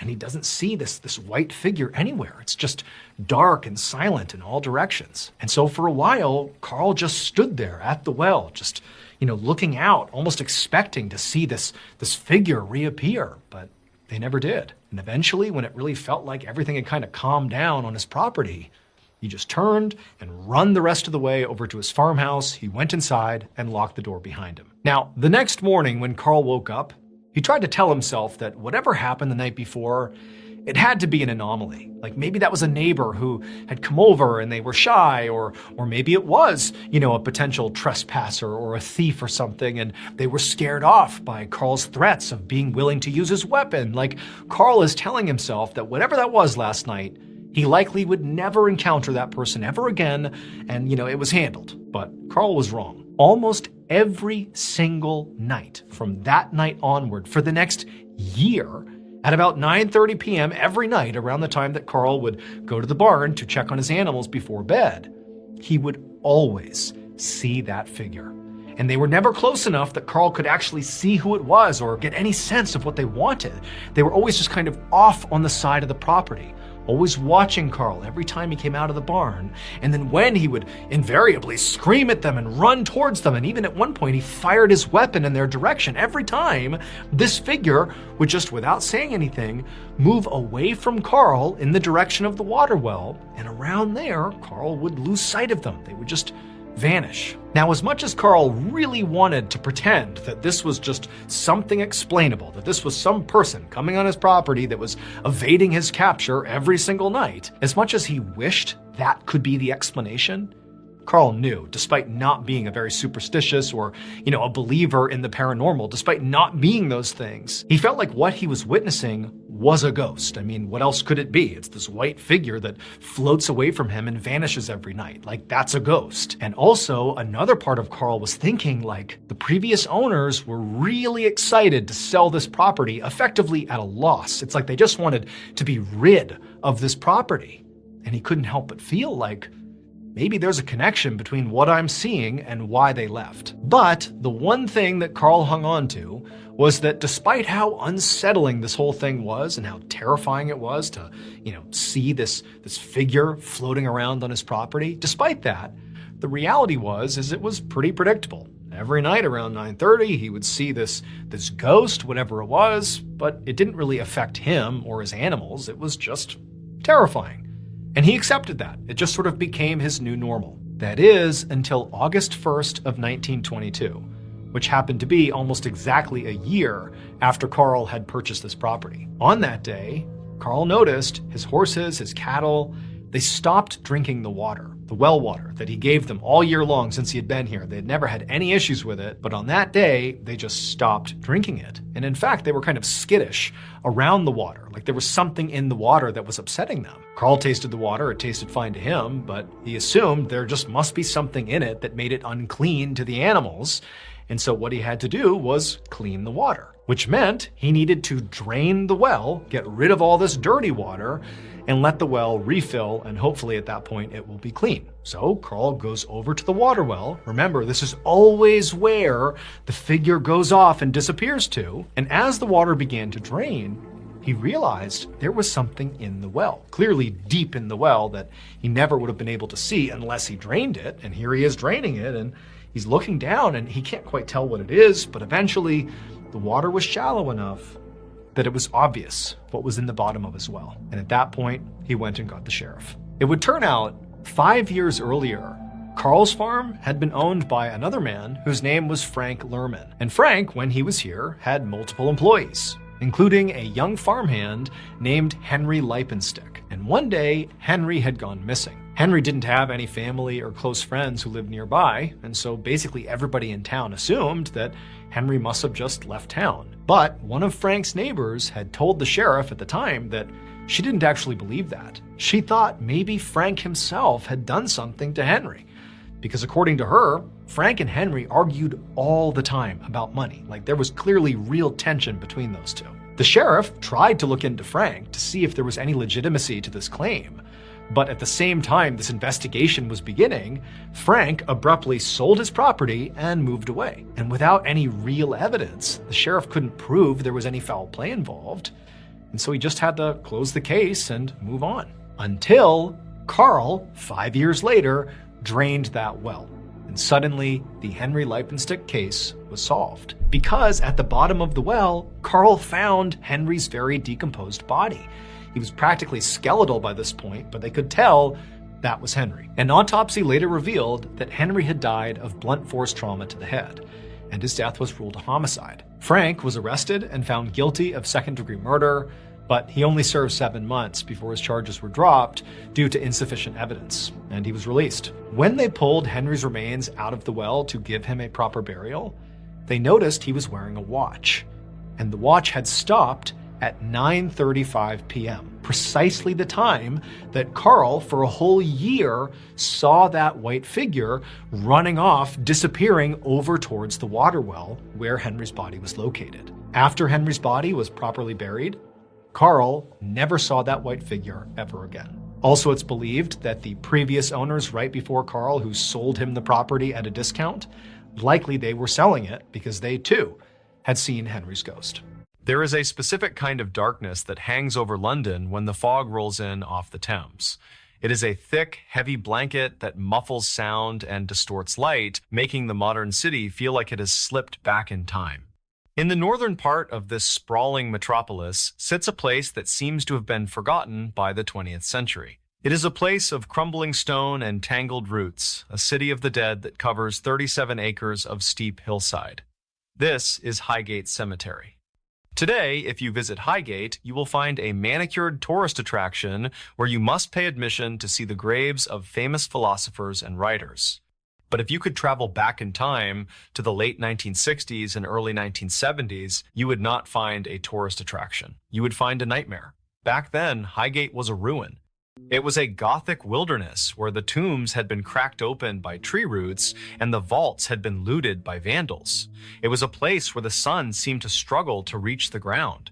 And in this decaying necropolis, something strange began to happen.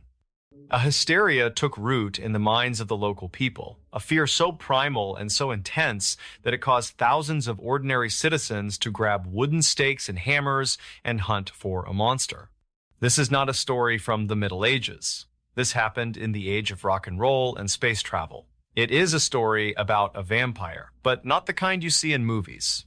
The real monster in this story was not the thing sleeping in the coffin.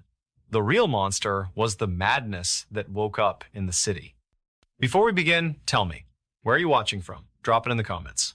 To truly understand the terror that gripped London, we have to set the scene. Highgate Cemetery was built in 1839 during the height of the Victorian era. The Victorians had a strange obsession with death. They built their cemeteries to be grand, magnificent places filled with Egyptian avenues and circle of Lebanon cedar trees and massive stone mausoleums that looked like small houses. It was the place to be buried if you were wealthy and important. But as the decades passed, the money ran out. By the time the 1960s arrived, the company that owned the cemetery was bankrupt. The gates were left rusted and broken, the walls were crumbling, the forest took over, it became a dense jungle where the ivy grew so thick it completely covered the statues of angels and weeping women. It became a playground for the darker side of London. Occultists and amateur Satanists began breaking in at night to hold rituals in the open crypts. They would draw pentagrams on the floor and chant in languages they did not understand. And perhaps in their ignorance, they invited something in. Or perhaps they just set the stage for the public imagination to run wild. The trouble began in the autumn of 1969. It started as a whisper among the people who lived in the Victorian terraced houses that lined the edges of the cemetery. The locals began to notice a change in the atmosphere. It was not just that the cemetery was creepy, it was that it felt occupied. People walking down Swain's Lane, which is a steep, narrow road that runs directly between the two halves of the cemetery, began to report terrifying encounters. One evening, a man was walking his dog past the cemetery gates. It was around 11 p.m. and the street was deserted. The fog was clinging to the cobblestones.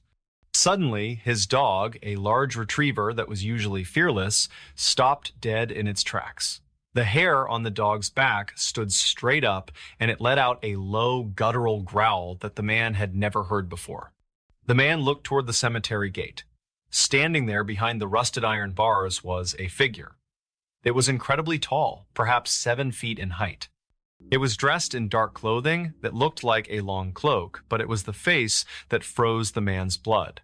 He described it as having a deathly white complexion, but the features were blurred, as if the face was not quite solid.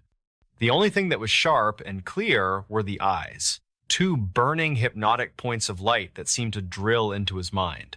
The man felt a wave of psychic exhaustion wash over him, as if his energy was being drained away by the mere presence of the entity. He managed to drag his whimpering dog away and run down the hill, but the feeling of being watched never left him. This was not an isolated incident. Another witness, a respectable accountant, was walking home late one night when he lost track of time.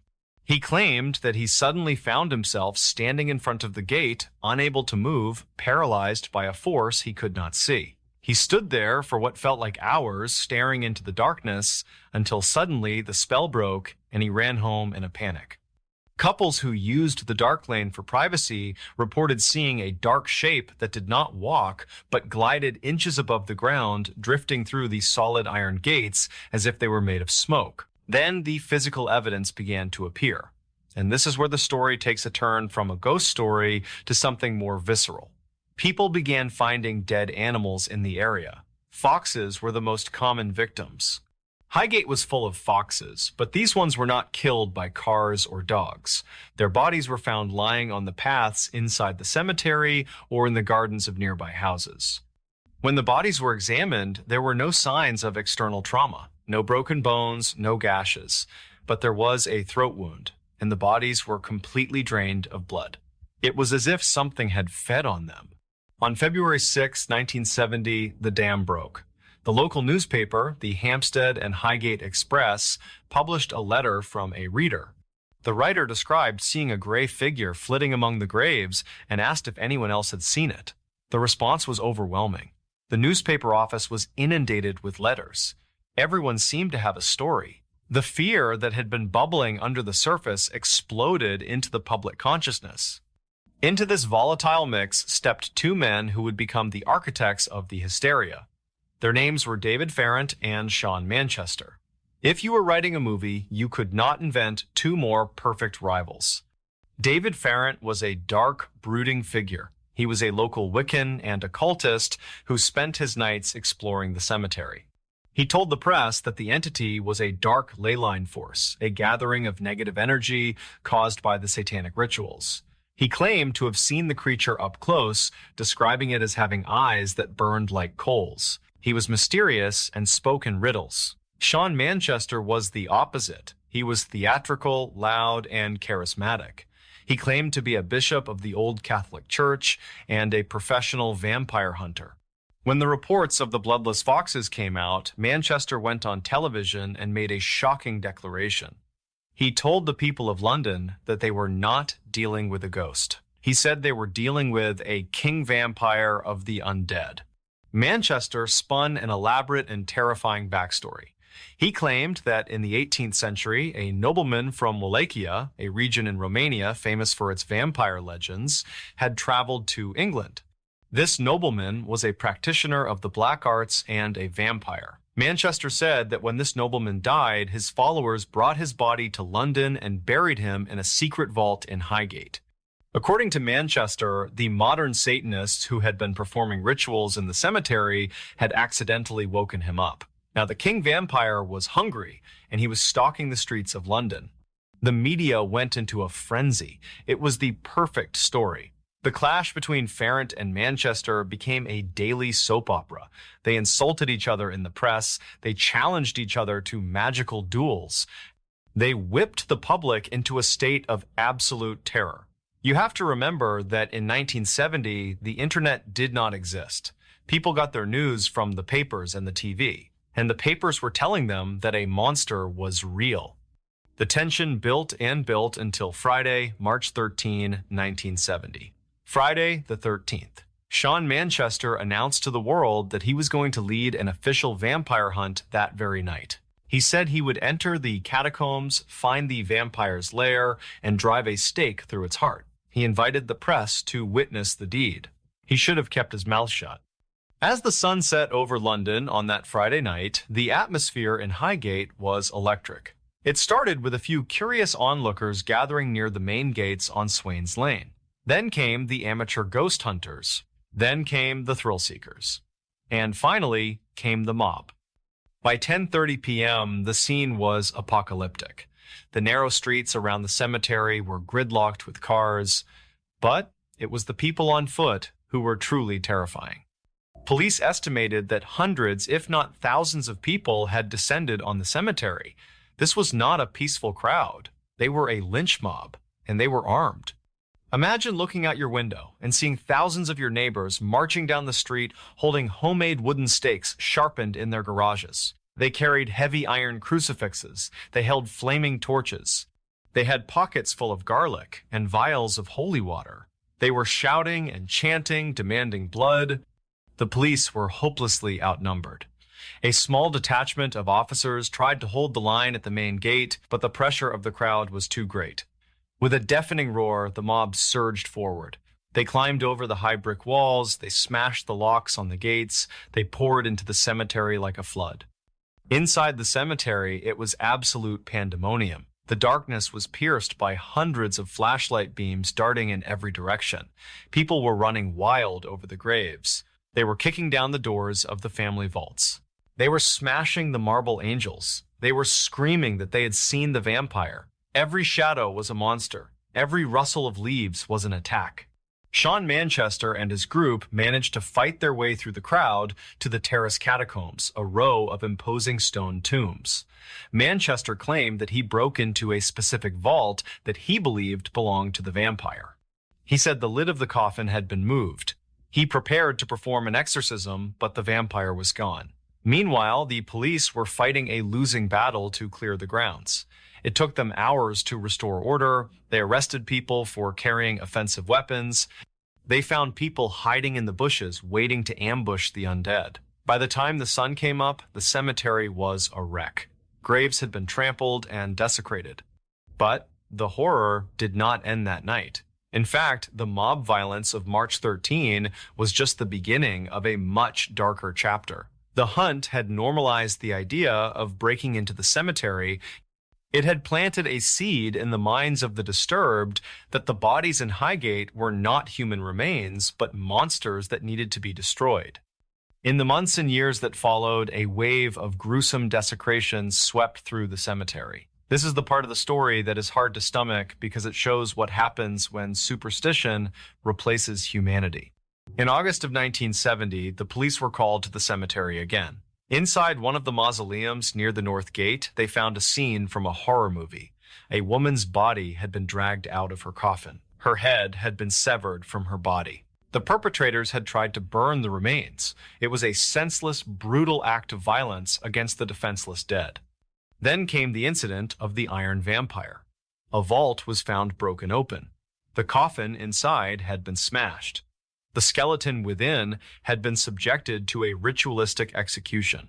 Someone had driven a heavy iron bar through the chest of the corpse, pinning it to the floor of the tomb. They believed they were killing a vampire, but in reality, they were just mutilating the remains of someone's grandfather or grandmother. But the most chilling discovery came 4 years later in 1974. It was a cold, misty morning when a police patrol car was driving through a quiet neighborhood near the cemetery. The officers noticed a car parked strangely on the side of the road. It was unlocked. One of the officers approached the vehicle and shone his flashlight inside. He recoiled in horror. Sitting in the driver's seat was a corpse. It was not a fresh body.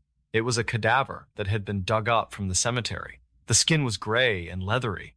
The body had been propped up behind the steering wheel, its hands placed on the wheel as if it were driving, and the head was missing. Someone had gone into the cemetery in the dead of night, opened a grave, dragged the body out, carried it to the street, and staged this macabre scene. Why? Was it a prank? Was it a ritual?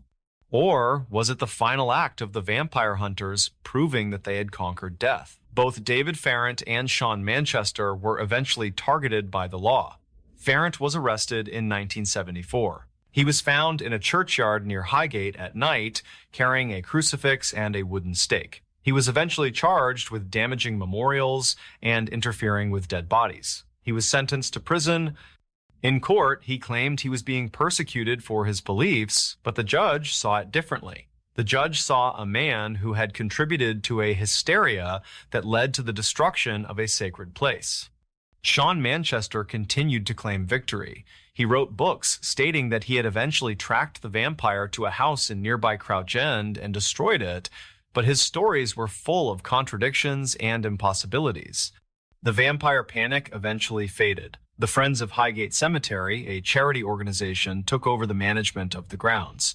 They repaired the walls, locked the gates, and began the slow process of healing the damage. Today, the cemetery is secure, the tombs are sealed, the dead are left in peace. But when you look back at the events of the early 1970s, you have to ask yourself a question. Was there ever a vampire? There is zero scientific evidence to support the existence of a supernatural creature in Highgate. The tall, dark figure was likely a combination of shadows, fog, and the power of suggestion. The dead foxes were likely victims of disease or other predators. These psychic attacks were likely panic attacks induced by fear. However, there was a monster in Highgate, but it was not wearing a cape and fangs. The story of the Highgate vampire is a terrifying case study in mass hysteria. It shows us how quickly the veneer of civilization can crack. We like to believe that we are rational beings living in a scientific age. We think we are immune to the superstitions of the past. But all it took was a couple of rumors in a newspaper and a charismatic storyteller to turn modern Londoners into a medieval mob. It reveals a dark truth about human nature. When we are afraid, we stop thinking. We look for scapegoats. We look for monsters to kill. And in our quest to destroy the monster, we often become the monster ourselves. There is a profound lesson here that touches on the very core of our humanity. There are three principles that could have saved the people of London from this madness. The first is the importance of verification. In an age of rumors and sensationalism, we have a duty to use our intellect. We must verify information before we act on it. The mob that stormed the cemetery did not stop to ask for proof. They acted on emotion. They abandoned their reason. When we stop asking for the truth, we become pawns in someone else's game. The second is the danger of superstition. Fear of the unknown is natural, but when we let that fear dictate our actions, we fall into error. Believing in things without foundation leads to chaos. It clouds our judgment and leads us to see enemies where there are none. And the third and most important lesson is about respect for the dead. The most disturbing part of the story is not the vampire, it is the way the bodies were treated. There is a universal value that states the dignity of the dead is equal to the dignity of the living. A grave is a sanctuary. It is the final resting place of a soul that has completed its trial on this earth. To break open a tomb to handle a corpse with violence and to mock the dead is a transgression of the highest order. The people who dragged those bodies out of their coffins thought they were heroes fighting evil, but they were actually committing a supreme act of disrespect. They violated the peace that every human being is entitled to after death. The Highgate vampire was a phantom of the mind, but the damage done to the cemetery and the desecration of the bodies was very real. It stands as a monument to what happens when we let fear win. It is a reminder that the dead deserve our protection and our silence. They have moved on to a realm that belongs to the Creator, and it is not our place to disturb them. So the next time you hear a wild rumor or a scary story that seems too incredible to be true, take a moment to pause. Use your reason. Verify the facts. And remember that the true measure of a society is not how it hunts its monsters, but how it treats its defenseless, both the living and the dead. If you enjoyed this story, please like and share. Stay safe. We, as a species, have a deep and profound curiosity about the stars. We look up at the infinite silent tapestry of the night sky and ask the same lonely question that our ancestors did. Are we alone? For decades, we have been listening, pointing massive radio telescopes at the heavens, sifting through an ocean of cosmic static in the hope of finding a single intelligent signal, a sign that someone else is out there. This is a story about the day we found one. And the moment the scientists who found it understood the message, they were united by a single terrifying wish, that they could put the signal back and return to the comforting silence of being alone. Before we begin, tell me where you're listening from and what time is it there. Let me know in the comments below. Our story begins in the driest, most isolated place on Earth, the Atacama Desert of northern Chile. Here, on a high-altitude plateau, under skies so clear they seem unreal, sits the array. It is a collection of massive radio telescopes, giant white dishes aimed at the heavens, working in unison to listen to the whispers of the universe. The people who work here are a special breed of dedicated, patient souls. Among them were two of the best in their field. Dr. Alun Croft was the project director, a man in his late 60s with a quiet, steady demeanor, a veteran of the long, fruitless search for extraterrestrial intelligence. Working under him was Dr. Maya Sharma, a brilliant, fiercely intelligent astrophysicist in her early 30s. It was her revolutionary new algorithm that was allowing the array to filter out cosmic noise with unprecedented accuracy. For months, their work had been a familiar routine of data analysis, astronomical charts, and the quiet hum of supercomputers. The discovery happened on a Tuesday at 3 in the morning. Maya was alone in the control room, monitoring a data stream from the direction of the TRAPPIST-1 star system, and then she saw it. On her screen, amidst the jagged, chaotic lines of normal background radiation, was a new line. It was a perfect, repeating mathematical pulse. It was clean, it was structured, and it was utterly, completely unnatural. It was a signal. For the first few hours, the atmosphere in the observatory was one of pure, unadulterated joy. This was the moment humanity had been waiting for. The signal was confirmed. It was not a glitch, not a reflection, not a previously unknown natural phenomenon. It was undeniably artificial. It was a message. The team was ecstatic, celebrating with champagne that had been kept on ice for this very occasion for over 20 years. The signal was incredibly complex. It wasn't a simple hello. It was a dense, layered stream of information built on what appeared to be a prime number sequence. It was a language made of pure mathematics.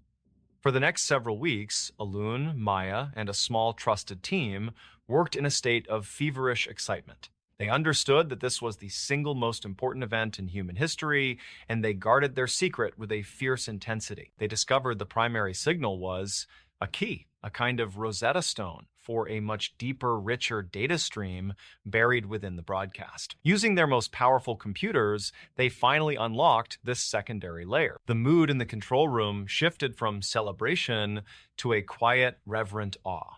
They were about to receive a message from another civilization. But when they finally rendered the data, it was not a message of greeting. There were no words, no images of alien beings. It was a simulation. A vast, complex, moving model of a solar system displayed on their main screen. It showed a star, much older than our own, with a series of planets orbiting it. And on the third and fourth planets, they could see the unmistakable signs of a hyper-advanced Type 3 civilization. Their worlds were encased in intricate, glowing structures. They were drawing energy directly from their star. It was a civilization that had mastered its own corner of the universe. As the science team watched, mesmerized, the simulation showed a new event. From the outer edge of the alien solar system, something was approaching. But it wasn't a fleet of ships or an asteroid. It was nothing. It was a wave of perfect, absolute blackness, a ripple in the fabric of space-time that was moving at an impossible speed. It was not a shadow, it was an absence. A wave of pure nullification. The simulation showed the wave passing over the outermost planet of the alien system. The planet itself remained, but the intricate, glowing structures that covered it simply went out. They didn't explode or crumble, they just ceased to be, in an instant, leaving behind a dark, inert world. The team watched in horrified silence as the wave continued its journey, passing over each planet one by one, and each time, the same thing happened. The lights of the super civilization were snuffed out like candles in a void. The complex energy signals they were broadcasting ceased. The planets themselves were left behind, sterile and silent, as if their very history had been scrubbed clean. The simulation ended. And then a final, tiny packet of data came through, the very last gasp of the signal. It was not a simulation. It was a simple string of text translated from the universal language of mathematics into a single, terrifying concept. It was a warning.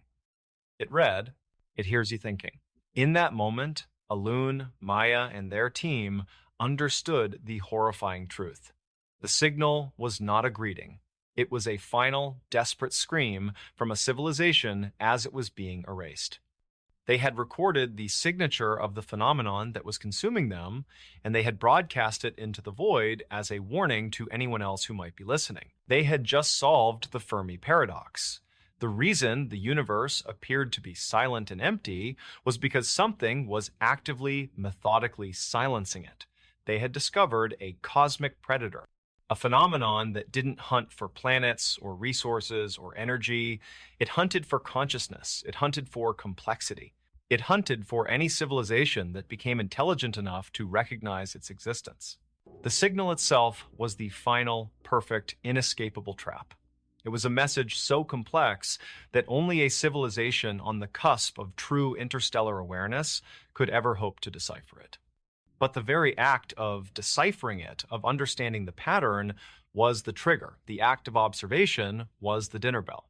By finding the warning, you had just announced your own location to the very thing you were being warned against. The joy and excitement that had filled the observatory was replaced by a cold, heavy dread, a terror unlike anything any human had ever experienced. They had intended to share their discovery with the world, to go down in history as the people who made first contact, but now they were the keepers of the most terrible secret imaginable. They had to bury their findings, erase their data, and pretend that the signal had never existed. They had to pray that they were the only ones on Earth who had been listening. The story ends about a year later. The project at the Atacama Array was quietly shut down, attributed to budget cuts. Dr. Croft retired, and Dr. Sharma took a teaching position at a small community college, never touching astrophysics again. They and their small team are bound by a pact of shared, silent terror. One night, Maya is looking through some old data from the Hubble Space Telescope for one of her classes. Her hand trembles as she types in a set of coordinates, the coordinates for the empty patch of space where the signal had come from. The image that loads is exactly what it should be. A dark, quiet, unremarkable section of the void filled with a few distant, faint galaxies. But as she is about to close the file, she notices something, a tiny flicker. In the corner of the image, there is a minute, almost imperceptible distortion, a place where the light from a distant galaxy seems to bend, just for a moment, in a way that violates the known laws of physics. It is a ripple in the fabric of space-time. It is impossibly far away, but it is there, and it is coming. And she is left with the soul-crushing certainty that she and her team, in their noble, optimistic search for neighbors, had done nothing more than pick up a ringing phone. And on the other end, a silent, patient predator had finally heard a new voice in the long, quiet darkness. The Appalachian Mountains are some of the oldest geological formations on planet Earth. They are older than the rings of Saturn, and they are older than the bones of the dinosaurs. When you step into those deep woods, you are stepping into a world that has existed long before humanity and will likely exist long after we are gone. Because of this immense age, there is a heavy, palpable weight to the atmosphere in Appalachia. The locals who have lived in the hollers for generations understand that these mountains have their own set of laws. These are not written laws enforced by police, but ancient rules enforced by nature itself. If you respect them, you might live a long, peaceful life. But if you break them, especially the rules regarding the night you invite something into your life that you cannot get rid of, one of the most important rules is very simple. If you hear someone calling your name from the woods, do not look back. And more importantly, never, ever whistle at night. Because if you whistle, something might just whistle back. Before we begin, tell me, where are you watching from? Drop it in the comments. It's always fascinating to see where these stories are heard. All right, if you are a fan of the strange, dark, and mysterious, you have certainly come to the right place. The story we are covering today takes place in late November of the year 2022. It centers on a man named Caleb, who was a 32-year-old software engineer living in bustling Atlanta, Georgia. Caleb was burnt out. He had spent the last 5 years grinding at a tech startup, staring at screens for 12 hours a day, and dealing with the constant noise of the city. He was desperate for silence. He wanted to disconnect from the digital world and reconnect with nature. So he did what many people do in that situation. He went on a rental website and booked a remote cabin for a 2-week solo retreat. He found a place that looked perfect. It was a small A-frame cabin located deep in the Blue Ridge Mountains of North Carolina, miles away from the nearest paved road. The listing boasted about the total isolation and the lack of cell service. It was exactly what Caleb was looking for. He arrived at the cabin on a Tuesday afternoon. The drive up the gravel mountain road was treacherous. His SUV barely made it up the steep inclines. When he finally parked and stepped out, he was struck by the silence. It was not the quiet of a library. It was the heavy, profound silence of the wilderness. The air was crisp and cold, smelling of pine needles and damp earth. The first few days were idyllic. Caleb chopped wood, he read books by the fireplace, and he hiked the trails around the property. He felt his stress melting away. He felt safe. But that safety was an illusion born of his ignorance of where he really was. On the fourth night, the temperature dropped significantly. A cold front moved in from the north, bringing with it a dusting of snow that covered the forest floor in a blanket of white. It was around 10:15 p.m. when Caleb decided to step out onto the back porch to smoke a cigarette before bed. He stepped out into the freezing air, wearing his heavy coat. The moon was full, casting a pale blue light over the trees. It was beautiful, but it was also incredibly quiet. The snow dampened all sound. There were no crickets, no wind, no rustling leaves. It was dead silent. Caleb stood there, leaning against the railing, looking out into the wall of black trees that surrounded the cabin. The silence began to feel oppressive. It felt heavy on his ears. Without really thinking about it, just to break the tension of the quiet, Caleb pursed his lips and whistled. It was not a song. It was just a simple 3-note tune. Low, high, low. How, wee, how. The sound pierced the night air, echoing slightly off the trees. Caleb took a drag of his cigarette, waiting for the echo to fade. But as the echo died away, a sound came back from the tree line. Hey-ho, wee, hey-ho. Caleb froze. The cigarette halted halfway to his mouth. The sound was an exact mimicry of his whistle. It had the same pitch, the same duration, and the same 3 notes. He stared into the darkness. His first thought was that it was an echo. But physics does not work like that. An echo is instantaneous and fades quickly. This sound had come 3 full seconds after he stopped whistling. His second thought was that it was a bird. He knew some birds, like mockingbirds or starlings, could mimic sounds. He chuckled nervously to himself. That's cool, he thought. I got a bird to talk to me. Feeling a sudden burst of playful arrogance, Caleb whistled again. This time he changed the tune. He whistled a more complex pattern. 4 rapid notes rising in pitch.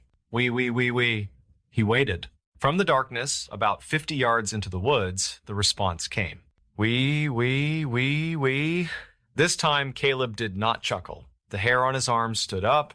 The sound was not right. It did not sound like a bird. Birds have a trilling quality to their calls. This sound was flat. It sounded like air being forced through wet meat. It sounded almost human, but devoid of any human warmth. Hello? Caleb called out, his voice trembling slightly. Is someone out there? Silence. The woods remained dead quiet. Caleb stood there for another minute, straining his ears. He told himself it was just a prank. Maybe a local kid was messing with the city slicker. But they were miles from the nearest house. Who would be hiding in the freezing woods at 10:30 p.m. just to whistle at a stranger? He flicked his cigarette into the snow and went back inside. He locked the heavy wooden door and slid the deadbolt into place. He poured himself a glass of whiskey and sat by the fire, trying to shake the feeling of being watched. He eventually fell asleep on the couch. The next day, the sun was shining, and the terror of the previous night seemed silly. In the light of day, the woods looked inviting, not menacing. Caleb convinced himself it was just an echo or a weird bird. He spent the day hiking and forgot about the incident. But night falls early in the mountains in November. By 5:30 p.m., the sun had dipped behind the peaks, and the cabin was plunged into shadow. By 9 p.m., it was pitch black. Caleb was in the kitchen making a sandwich when he realized he had forgotten to bring in enough firewood for the night. The fire was dying down to embers. He cursed under his breath. He had to go out to the wood pile, which was located about 20 feet from the back porch. He put on his coat and boots. He grabbed his flashlight. He unlocked the back door and stepped out. The air was even colder than the night before. He walked quickly to the woodpile, his boots crunching loudly on the frozen snow. He bent down and started loading logs into his arms. He was focused on the task, wanting to get back inside as fast as possible. As he stood up with an armful of wood, he heard it. How-wee, how. It was the 3-note whistle he had made the night before. But this time, it did not come from deep in the woods. It came from the edge of the clearing, right where the light from the porch faded into darkness. It was maybe 30 feet away. Caleb dropped the wood. The logs clattered onto the porch deck. He shone his flashlight toward the sound. The beam cut through the darkness, illuminating the trunks of the pine trees and the white snow. There was nothing there. No person, no animal, just the empty woods. But then the whistling started again. And this time, it did not stop. It began to cycle through the tunes Caleb had whistled the previous night. Wee, wee, wee, wee. Hail, wee, hail. The sound was moving. It was circling the cabin. Caleb could hear the source of the sound shifting from the left side of the porch to the right side. It was moving fast, faster than a human could run through dense brush. And yet, there was no sound of footsteps, no crunching of snow, just the whistle floating in the air. Caleb scrambled backward, fumbling for the door handle. He threw himself inside and slammed the door, locking it instantly. He backed away from the door, his heart pounding so hard he thought it would explode. Outside, the whistling stopped. Caleb stood in the center of the living room, breathing heavily. He grabbed a heavy iron poker from the fireplace. He was terrified. He realized then that he had broken a rule he didn't even know existed. He had engaged with something wild. He had invited a conversation. He spent the next hour sitting in the dark, clutching the fire poker. He didn't turn on the lights because he didn't want to make himself a target. He just listened. Around midnight, he heard a new sound. It was the sound of something heavy stepping onto the wooden deck of the back porch. Creak. The wood groaned under a significant weight.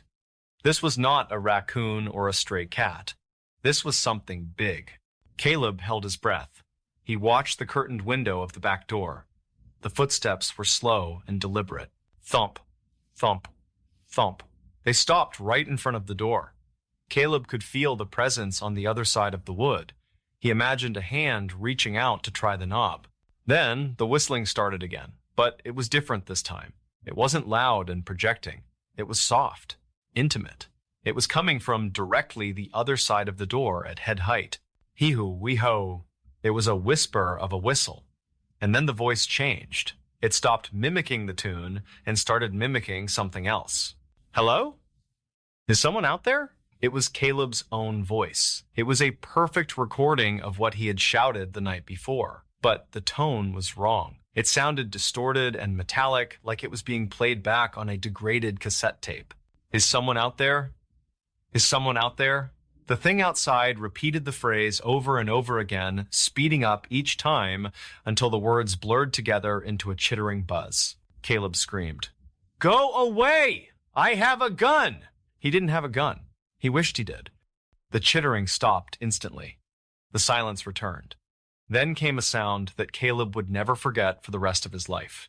It was the sound of a long, deep inhalation close to the crack of the doorframe. The thing was smelling him. It was smelling his fear. Then the footsteps retreated. Thump, thump, thump, creak, and then nothing. Caleb did not sleep that night. He sat with his back against the wall, facing the door, holding the iron poker until his knuckles turned white. He waited for the sun. When morning broke, the light brought a small measure of courage. Caleb packed his bags immediately. He didn't care about the money he had paid for the 2 weeks. He was leaving. He carried his bags to his SUV, scanning the tree line constantly. As he threw his bags into the trunk, he noticed something on the snow near the back porch. He walked over to investigate. The snow around the woodpile was disturbed. There were tracks, but they were not bear tracks, and they were not human tracks. They looked like human footprints, but they were impossibly long. The toes were elongated and splayed out, and the print was nearly 18 inches in length, and the stride was wrong. The distance between the footprints was nearly 10 feet, suggesting that whatever made them was either leaping or had legs that were unnaturally long. Caleb got into his car and drove. He drove down the mountain fast, risking a wreck on the gravel turns. He didn't stop until he reached a gas station on the highway 20 miles away. He walked inside, shaking to buy a coffee. The old man behind the counter looked at him. He saw the dark circles under Caleb's eyes and the pale color of his skin. "You look like you saw a ghost, son," the old man said. Caleb laughed, a dry, hysterical laugh. "I was up in a cabin on Black Mountain. I think someone was messing with me." The old man's face went serious. He leaned over the counter. "Did you hear anything at night?" Caleb nodded. "I heard whistling. So I whistled back." The old man closed his eyes and sighed. He shook his head slowly. "Son, you never whistle in these woods at night. Not ever." "Why?" Caleb asked, his voice barely a whisper. "Because the old man said, opening his eyes, which were full of a deep, ancient fear. Because it tells them where you are. And it tells them you are willing to play. And they love to play." Caleb drove back to Atlanta that day. He never returned to the mountains. He moved into a high-rise apartment in the middle of the city, surrounded by thousands of people and constant noise. He thought he was safe. But the story does not end there. 3 months later, in February of 2023, Caleb was in his apartment. It was late at night, around 2 a.m. A winter storm was hitting Atlanta, a rare occurrence that shut down the city. The streets outside were empty and covered in snow. The usual noise of traffic was gone. The city was silent. Caleb was lying in bed reading. He felt a strange sense of déjà vu. The silence felt familiar. It felt heavy. He got up to get a glass of water. As he walked past his balcony door, which was on the 15th floor, he stopped. The sliding glass door was slightly ajar. He knew he had locked it. A cold draft was seeping into the living room. Caleb walked toward the door to close it. He reached out his hand, and then he heard it. How, wee how. It was faint. It was coming from the balcony. Caleb froze. He backed away slowly. He grabbed his phone to call 911. Then he saw it. Pressed against the glass of the balcony door, 15 stories up in the air, was a face. It was pale and gaunt, with skin pulled tight over the skull. It had no nose, just 2 slits, and its mouth was pursed in a perfect circle. The creature tapped on the glass with a long skeletal finger. Tap, tap, tap. Then it whistled again. Wee, wee, wee, wee. Caleb locked himself in his bathroom and screamed for the police. When they broke down his door 20 minutes later, the apartment was empty. The balcony door was wide open, letting in the snow. There was no creature. But on the foggy glass of the balcony door, there was a smudge. It looked like the print of a mouth that had been pressed against the glass, whistling. Caleb spent time in a mental health facility after that. He told the doctors that the thing had followed him. He told them that once you answer the call, you are connected to it forever. The doctors said it was PTSD. They said it was a hallucination brought on by stress and isolation. But Caleb knows the truth. He knows that there are things in the oldest parts of the world that do not obey the laws of physics or geography. They obey the laws of the wild. And the law is simple. If you invite them in, they will come. It does not matter if you are in a cabin in the woods or a skyscraper in the city. If you whistle, you are saying, "I am here, come find me." So if you ever find yourself in the deep woods or even in a quiet park at night and you feel the urge to whistle a tune just to break the silence, don't. Keep your mouth shut, keep your head down, and keep walking.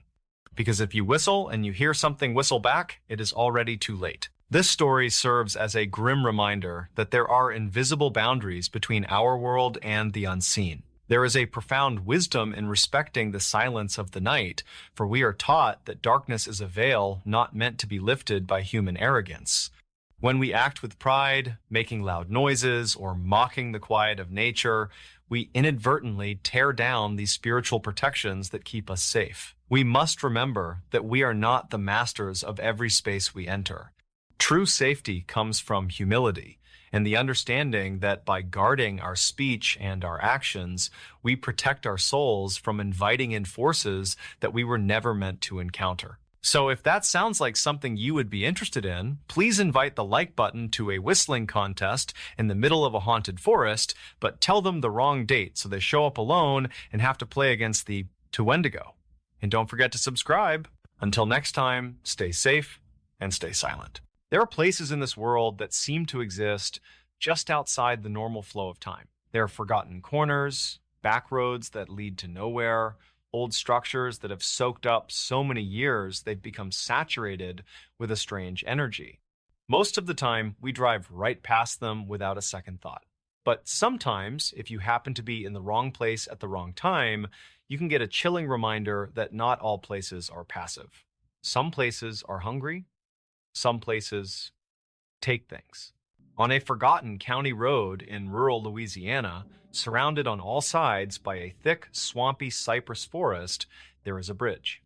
It's an old, single-lane iron truss bridge, painted a dark red that is now mostly surrendered to a creeping rust, the color of dried blood. The locals call it Silas Creek Bridge.